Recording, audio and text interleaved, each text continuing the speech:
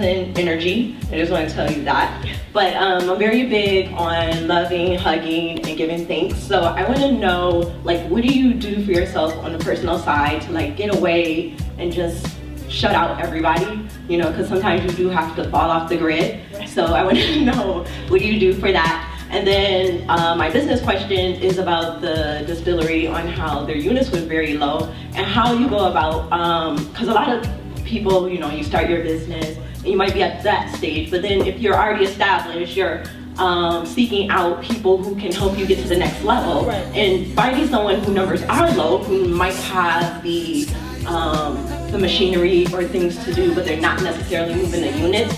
So how do you go about like trying to get to the next? Probably like really taking time for my husband's pretty good. He'll be like, do you want me to schedule to go to, and I'll actually just be like, no, and he'll be like, you're scheduled to go to the spa on Saturday, and like he's very aggressive, like you're going, I'm dropping you off. But otherwise I'm not good at that, so let's get it. We're good. We need to get a speaker in and I'll sit down and listen on that on that first question. But on the second question, the things that helped us a lot, and I think these are good for entrepreneurs in terms of spending your money wisely, are social media and PR.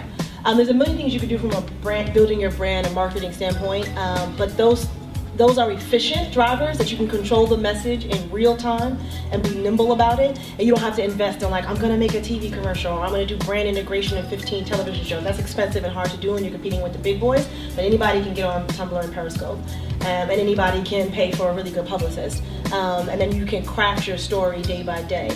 We had obviously a little bit more resources to start with, but the third point that I'll leave you with is, what we did is respectfully treated a consumer that's constantly ignored or undervalued.